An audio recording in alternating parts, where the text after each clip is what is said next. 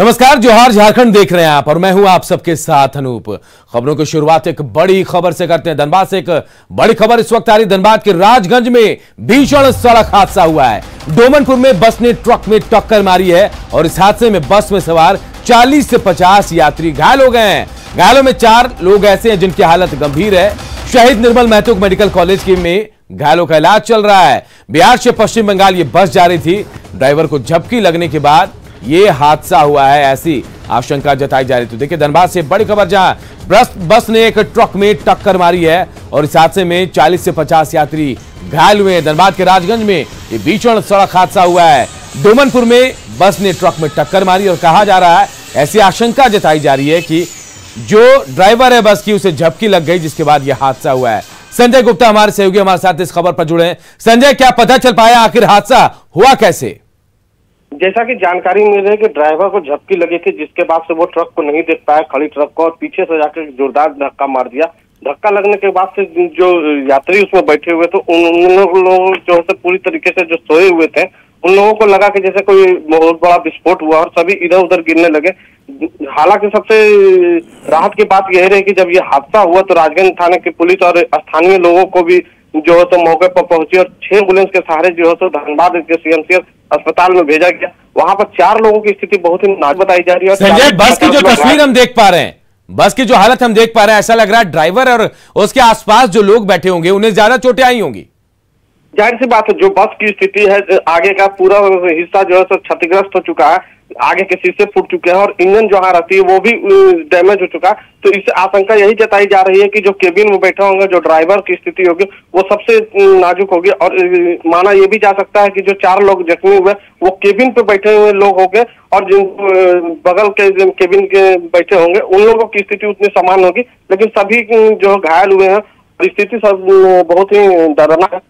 सबसे बड़ा सवाल उठता है कि इस लॉकडाउन में और में आखिर कैसे दूसरे राज्य की बस झारखंड में प्रवेश करे, वो भी एक भारी भरकम ओवरलोडेड के साथ में। तो ये बड़ा सवाल होता है प्रशासन की शक्ति कहाँ है और प्रशासन क्या इस तरह की जांच करती है जो बॉर्डर इलाके से बस इस तरह से। संजय, क्या जानकारी मिल पाई है कितने यात्री थे बस में और ये बस कौन सी बस है, क्या नाम है इसका? क्षमता से बहुत ही अधिक यात्री सवार थे इसमें और ये बस जो है छपरा से आ रही थी और ये बंगाल को जा रही थी और इसमें जितने भी लोग थे वो मजदूर किस्म के लोग थे जो कि मजदूरी करने के लिए जा रहे थे। तो यही लगाया जा रहा है कि बस जो है तो बिहार से आ रही थी। फिलहाल उसके नाम जो है स्पष्ट नहीं हो पाया, क्योंकि बहुत ही अधिक रात होने के कारण लोग जो है तो इसी यात्रियों को, घायल यात्रियों को बचाने में जुगत करते रहे। बहुत बहुत शुक्रिया संजय, हम आगे भी आपसे अपडेट लेते रहेंगे। तो देखिए, धनबाद से बड़ी खबर, जहां एक बस ने ट्रक में टक्कर मारी है, 40 से 50 यात्री घायल हुए बस के। और सबसे बड़ी हैरानी की बात यह कि लॉकडाउन है या फिर जो व्यवस्था है, इस दौरान बसों का एक राज्य से दूसरे राज्यों में जाना मना है। उस दौरान ये बस देखिए दूसरे राज्य से आई और जा रही थी। हालांकि कई सवाल और उठ रहे हैं। 4 लोगों की हालत गंभीर है जिन्हें अस्पताल में इलाज के लिए भर्ती कराया गया है। बोकारो में बाइक चोरी करने वाले गिरोह के सदस्य अब शहरों के बाद गांवों से भी खुलेआम चोरी कर रहे हैं। बालेडीह थाना क्षेत्र के चैनपुर में बाइक चोर की करतूत जो है सीसीटीवी कैमरे में कैद हो गई। यहां चैनपुर गांव का विकास कुमार की बाइक चोर ने पलक झपकते ही बाइक उड़ा ली। चोरी की जानकारी मिलते ही विकास ने चोर का पीछा किया, लेकिन वो फरार हो गया। बालेडीह थाने में मामला दर्ज कराया गया है। इसके बाद पुलिस चोर की तलाश में जुट गई है।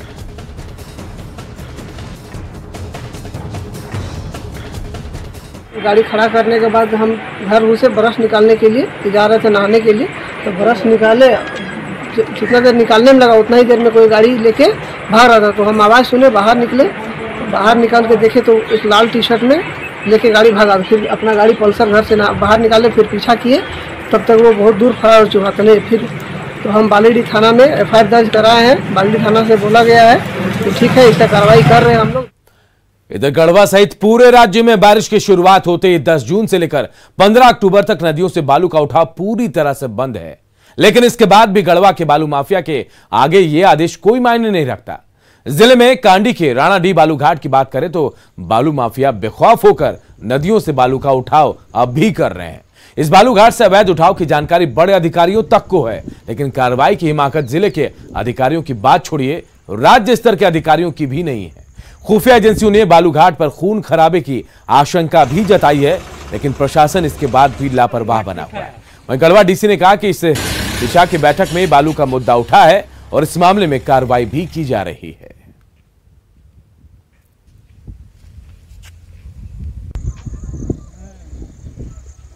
अनुमंडल पदाधिकारी के नेतृत्व में टीम को भेजा गया था और आज हम लोग डिस्ट्रिक्ट माइनिंग अफसर को भी निर्देशित किए हैं। आज की बैठक में भी बातें आई है, उस पर नियंत्रण कर लेंगे हम लोग। तो देखिए, रोक के बाद भी गढ़वा में कैसे धड़ल्ले से बालू का उठाव हो रहा है। बालू माफिया यहां बेखौफ बने और प्रशासन उनके सामने बेबस है। हालांकि डीसी कह रहे हैं कि कार्रवाई होगी, दिशा की बैठक हुई है, जानकारी मिली है, लेकिन इसके बावजूद बालू के अवैध खनन या बालू के अवैध उठाव से रोक नहीं लग पा रही इस पर। हालांकि फिलहाल राज्य सरकार ने इस आदेश जारी किया है कि 15 अक्टूबर तक बालू का उठाव बंद किया जाए बरसात की वजह से, लेकिन इसके बावजूद जो बालू माफिया हैं धड़ल्ले से अपना काम कर रहे हैं, बेखौफ होकर नदियों से बालू उठा रहे हैं। गढ़वा की तस्वीर हम आपको दिखा रहे हैं जहां बालू माफिया बेखौफ बन गए हैं। सुरक्षा एजेंसियों ने भी बताया है कि यहां खून खराबा भी हो सकता है, गोलीबारी हो सकती है, लेकिन इसके बावजूद इन बालू माफियाओं पर कोई कार्रवाई नहीं की जा रही है। और चंदन कश्यप हमारे सहयोगी इस खबर पर हमारे साथ जुड़े हैं। चंदन, डीसी भले कुछ भी कह ले, लेकिन इसके बावजूद देखिए बालू का उठाव हो रहा है, क्या अब कार्रवाई होगी? तस्वीरें भी अब देखिए मीडिया में आ गई हैं। देखिए, जो आपको हम तस्वीर दिखा रहे हैं वो रानाडीह बालू घाट की है, जबकि एनजीटी और सुप्रीम कोर्ट का साफ निर्देश है कि 10 जून के बाद आपको बालू उठाव नहीं करना, 15 अक्टूबर तक। उसके बावजूद भी बालू माफिया देखिए किस कदर हावी है कि नदियों में जाकर अब बालू का उठाव कर रहे हैं और अधिकारी कुछ बोलने से भी बच रहे हैं। यहाँ तक कि जो गढ़वा में जो पुलिस के अधिकारी है, आला अधिकारी है, उन्होंने भी लिख कर इसकी सूचना जिला प्रशासन को उपलब्ध कराई है कि रानाडीह बालू घाट पर कभी भी खून खराबा होता है, आईजी का रिपोर्ट हो, सीआईडी का रिपोर्ट, सभी जगह से रिपोर्ट। चंदन, किस बात का डर है पुलिस को, प्रशासन को? क्या ऐसी कोई घटना घटी जो डर की वजह है? देखिए पुलिस प्रशासन, जहाँ तक बात है, पुलिस प्रशासन जब से बालू का मुद्दा विधानसभा में उठा है गढ़वा को लेकर, पुलिस जो है बालू से अपने आप को किनारा कर ली है। हाँ, जिला प्रशासन जब वो मदद मांगती है पुलिस से सुरक्षा उपलब्ध कराने के लिए, तो जिला प्रशासन को पुलिस जो है सुरक्षा उपलब्ध कराती है, लेकिन इसके बावजूद भी जिला प्रशासन अभी तक कोई कार्रवाई नहीं करी है। आपको ये बता दूं कि जो गढ़वा जिला के जो जिला खनन पदाधिकारी है योगेंद्र बड़ाई, वो पिछले 2 से 3 माह से छुट्टी पर है। उन्हें भी वो डर के मारे छुट्टी पर है और उन्होंने हालांकि हैरानी है कि पदाधिकारी छुट्टी पर चले जाते हैं, इतना खौफ है बालू माफियाओं का। तस्वीरें गढ़वा की है जहां अवैध रूप से रोक के बावजूद भी बालू का उठाव हो रहा है। बालू माफिया यहां बेखौफ बने हैं। अब प्रशासन जो मूक दर्शक बना, जिनके ऊपर इन्हें रोकने की जिम्मेदारी है, वो महीनों से छुट्टी लिए बैठे हैं। बहुत बहुत शुक्रिया चंदन। वेज रिवीजन सहित कई मांगों को लेकर बोकारो स्टील प्लांट में मजदूर यूनियन की हड़ताल का सुबह से ही असर दिख रहा है। प्लांट गेट के बाहर और भीतर मजदूर यूनियन के नेता और सेल कर्मी प्रबंधन के खिलाफ नारेबाजी कर रहे हैं। इस दौरान अंदर घुसने से रोकने की कोशिश के दौरान मजदूरों और यूनियन के नेताओं के बीच तकरार भी देखने को मिली। मजदूर यूनियन ने 5 साल से लंबित वेज रिवीजन सहित अन्य मांगों को लेकर इस हड़ताल को करने की घोषणा की। इससे पहले भी सेल प्रबंधन और एनजेसीएस के नेताओं के बीच कई दौर की बातचीत हुई, लेकिन बात नहीं बनी, तो आखिरकार आज हड़ताल पर मजदूरों को जाना पड़ा। आज के इस हड़ताल में प्लांट में काम करने वाले स्थायी और अस्थायी ठेका कर्मियों ने प्लांट के काम को ठप कर दिया। इस हड़ताल से बोकारो स्टील प्लांट को करोड़ों रुपए के नुकसान होने का अंदाजा लगाया जा रहा है। हमारा 57 महीना विलंब अभी वेज रिवीजन का हो गया है, जिससे 3.5 से 4 लाख रुपया प्रति इस्पात कर्मियों का अभी तक घाटा हो गया है। साथ साथ ठेकेदार मजदूरों का आर्थिक शोषण, मानसिक शोषण यहाँ के प्रबंधन के द्वारा ठेकेदार के माध्यम से करवाया जा रहा है। तो मेनली वेज रिवीजन 1/1/1917 से जो बकाया है उसका एरियर सहित 15% MJB, 35% पर्क और 9% पेंशन स्कीम में देने के मांग को लेकर आज पूरा सेल प्रबंधन यही नहीं सोचे कि 14 तारीख का ये हड़ताल जो 30 जून को हो रहा है उसके बाद मजदूर शांत हो जाएगा। हम लोग 15 दिन का इंतजार करेंगे। 15 दिन में सम्मानजनक अगर समझौता नहीं हुआ तो फिर हम लोग आने वाले समय में 2 दिन 3 दिवसीय हड़ताल का फिर हम लोग नोटिस देंगे। ऐसी मानसिकता हम लोग की है। और आपको आइए बताते हैं कि आखिर क्यों हड़ताल पर हैं बोकारो स्टील प्लांट के मजदूर और क्या उनकी मांगे हैं। तो देखिए, 1 जनवरी 2017 से वेज रिवीजन उनका बकाया है। और पहले की बात करें तो पहले जो है हर 5 साल पर वेज रिवीजन का काम होता था, लेकिन अभी नहीं हुआ। उसके बाद देखिए 10 साल पर रिवीजन का फैसला लिया सरकार ने। 57 महीने बीतने पर भी वेज रिवीजन नहीं हुआ है। 15% एमजीबी, 35% पर्क जो है ये बकाया है। 9% पेंशन अंशदान, ग्रेजुटी से सीलिंग हटाने की भी मांग है। ठेका मजदूरों को नया वेतन देने की भी मांग की जा रही है। 1 जनवरी 2017 से एरियर भुगतान की भी ये लोग मांग कर रहे हैं। अप्रैल 2020 से एरियर देना चाहता है प्रबंधन। हालांकि कई दौर की बातचीत भी हुई है, लेकिन इसके बावजूद मामला अब भी उलझा हुआ है और यही वजह है कि तमाम लोग हड़ताल पर चले गए हैं। लोहरदगा में कुड़ू प्रखंड के बड़की चापी पंचायत में जन वितरण प्रणाली की दुकान से प्लास्टिक मिक्स चावल मिलने का आरोप लगा है। कार्डधारियों ने चावल खाने के बाद इसकी शिकायत डीलर से की। लोगों का आरोप है कि जो चावल उन्हें दिया जा रहा है उसमें प्लास्टिक का चावल मिला है। साथ ही पकने के बाद उसमें से अजीब तरह की बदबू भी आ रही है। चावल के बैग पर छत्तीसगढ़ का पता लिखा हुआ है। डीलरों ने शिकायत के बाद अधिकारियों को इसकी जानकारी दी। इसके बाद कंपनी के चावल वितरण पर रोक लगा दी गई है। वहीं मामले की जानकारी मिलने के बाद खाद्य आपूर्ति मंत्री ने एफसीआई के गोदाम से चावल सप्लाई की बात कहते हुए जांच कराने का भरोसा दिया है। पूरा इधर अगल बगल में बोले कि ऐसा चावल में है, आप लोग के पास है ऐसा, तो और दीदी लोग भी देख देख के बोलने लगी कि हाँ सही में है। कितना दिन बनाए थे चावल? 2-3 दिन बनाए हैं। चावल खाने के बाद किसी को तबीयत खराब? तबीयत खराब हो गया, माथा दर्द, गैस बन गया, तब ना सोचे कि काहे ऐसा लग रहा है। मतलब जांच की अपने स्तर से तो कुछ मिला, हमको भी दिखाई दिया। उसके बाद मैं प्रखंड पदाधिकारी को सूचना किए। उसके बाद उन्होंने आए और यहाँ आके वो भी जांच किए, देखे। उसके बाद सैंपल ले गए और जो बोले कि जो बचा हुआ चावल है उस ये कंपनी का ये चावल अभी वितरण नहीं करना है। जैसे चावल आता है एसएफसी में आता है और वही चावल बोरा जो बंद है उसी में हम लोग यहाँ देते हैं। आप ये ला रहे हैं हम लोग को संज्ञान में कि प्लास्टिक का चावल मिला तो जाँच कराएंगे, तो फिर जाँच कराएंगे, निश्चित रूप से जाँच कराएंगे कैसे इस तरह की बात। और अब बात हूल दिवस की। आज हूल दिवस मनाया जा रहा है। 30 जून 1855 को अंग्रेजी शासन के खिलाफ संथाली आदिवासियों ने विद्रोह की शुरुआत की थी। इस आंदोलन को अंग्रेजी हुकूमत के खिलाफ स्वतंत्रता संग्राम की पहली लड़ाई माना जाता है। इस आंदोलन में 15,000 से अधिक संथालियों की जान तक गई थी।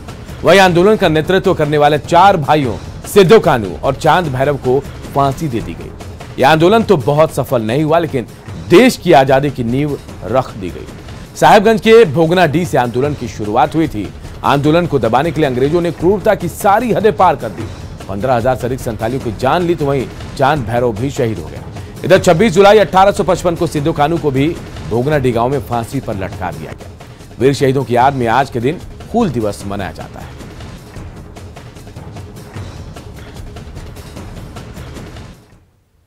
तो आज हूल दिवस है। सिद्धो कानू के नेतृत्व में 30 जून 1855 को ही भोगनाडीह से अंग्रेजों के खिलाफ विद्रोह की शुरुआत हुई। सिद्धो कानू की अगुवाई में मालगुजारी नहीं देने के साथ अंग्रेज हमारी माटी छोड़ो का ऐलान किया गया। इसी की याद में हर साल हूल दिवस मनाया जाता है, लेकिन अब भी सिद्धो कानू का गांव विकास से कोसों दूर है। यहां बिजली पानी की समस्या है। वहीं सिद्धो कानू के वंशजों के हालात भी नहीं सुधर पाए। वो अब भी गरीबी में अपनी जिंदगी काट रहे हैं। हमारे गांव की ये समस्या तो बहुत सारा चीज़ है, जैसे कि यहाँ पेयजल की भी सुविधा नहीं है, लाइट भी सही ढंग से नहीं रहता है और शिक्षा का भी यहाँ अभाव है, जिसके कारण हमारे यहाँ बच्चे लोग अच्छे से शिक्षा नहीं मिल पा रहा है। चिकित्सा का प्रॉब्लम है, सिंचाई का सुविधाएं नहीं है। इस सब सारा चीज़ प्रॉब्लम है हमारे भोगनाडीह में। दुमका में अखिल भारतीय विद्यार्थी परिषद के सदस्य गौरव कुमार दास की हत्या कर दी गई और रसिकपुर के रहने वाले गौरव पिछले शनिवार से लापता थे। इसे लेकर परिजनों ने थाने में मामला दर्ज कराया था, लेकिन आज शहर से करीब 4 किलोमीटर दूर नदी पहाड़ के सबसे ऊपरी छोर पर खजूर के पेड़ पर लटका गौरव का शव मिला। वहीं उसकी बाइक पहाड़ के नीचे मिली। पुलिस ने प्रारंभिक जांच में हत्या की आशंका जताई। गौरव एबीवीपी के सक्रिय सदस्य थे और एक एनजीओ में काम करते थे। हालांकि गौरव की हत्या के पीछे प्रेम प्रसंग को वजह बताया जा रहा है। रस्सी से बंधा हुआ उसकी लाश टंगा हुआ है जो कुछ डिकम्पोज हो चुका है। क्या लग रहा है, हत्या का शंका है? देखने से तो लग रहा है कि इसको विश्वास में लेकर यहाँ ला के हत्या की गई है, जिसके बाद उसको लाश के सहारे टांगा गया है। विशेष अनुसंधान पोस्टमार्टम रिपोर्ट के बाद पता चलेगा। गोड्डा के जमनी टोला गांव में पुलिस पब्लिक भिड़ंत के बाद गांव में अब भी तनाव है। इसे लेकर प्रशासन की ओर से बड़ी संख्या में पुलिस बल की तैनाती भी की गई है। बताया जा रहा है कि बीते 27 जून को गांव में हुए झगड़े ने जातिगत रूप ले लिया। दरअसल गांव में करंट लगने से एक युवक की मौत हो गई थी, जिसके बाद मृत युवक के परिजनों ने गांव के एक व्यक्ति पर हत्या का आरोप लगा दिया। मामला जब मारपीट तक पहुंचा तो गांव में पुलिस पहुंची, लेकिन पीड़ित पक्ष के लोग पुलिस से ही भिड़ गए, जिसके बाद पूरे गांव को पुलिस छावनी में तब्दील कर दिया। देखिए, हम लोग तो उस समय हम लोग नहीं थे, उसके बाद हम लोग जानकारी नहीं था इसको, तो है ना। हाँ, इसीलिए हम लोग गोड्डा से आए। जब घर में कोई था ही नहीं तो कौन मारेगा उनको, बताइए। प्रशासन के ऊपर से क्या कार्रवाई हुई अभी? प्रशासन जब यहाँ पे आए 2-3 आदमी, मुखिया, पत्रकार, तो सबको यहाँ से मार पीट के भगा दिया। वो वीडियो तो आप लोग देखे ही होंगे। सब जानबूझ के साजिश रच रहा है सब। 5 राज्यों की पुलिस अब मिलकर नक्सल के खिलाफ अभियान चलाएंगे। झारखंड और पड़ोसी राज्यों में पुलिस का समन्वय बेहतर हो, इसे लेकर वर्चुअल मीटिंग हुई। इसमें राज्यों के सीमावर्ती इलाकों के थाना प्रभारी और डीएसपी में बेहतर सामंजस्य हो, इस पर चर्चा की गई। ओडिशा के डीजी की अध्यक्षता में हुई इस बैठक में झारखंड, बिहार, ओडिशा, छत्तीसगढ़ और पश्चिम बंगाल के डीजी शामिल हुए। बैठक में नक्सलियों के खिलाफ अभियान के अलावा साइबर अपराधियों पर नकेल कसने पर भी चर्चा की गई। साथ ही ह्यूमन ट्रैफिकिंग और नशे के कारोबार के खिलाफ भी साझा अभियान चलाने का फैसला लिया गया है। इंटरस्टेट बॉर्डर्स, उससे संबंधित जो नक्सल गतिविधि है उसकी आसूचना और उस पर क्या कार्रवाई की जा रही है, जॉइंट कार्रवाई क्या आवश्यक है, उसके संबंध में क्राइम, इंटरस्टेट बॉर्डर क्राइम, खासकर साइबर क्राइम, अन्य जो ऑर्गेनाइज्ड क्राइम है, काउंटरफिट करेंसी से रिलेटेड जो क्राइम्स है, और ओपियम, ड्रग्स इत्यादि, अफीम इत्यादि की जो तस्करी होती है उसके संबंधित जो क्राइम्स है, और ये इंटरस्टेट एरिया, जो बॉर्डर एरियाज़ में जो क्राइम्स होते हैं उन पर विशेष करके फोकस दिया गया।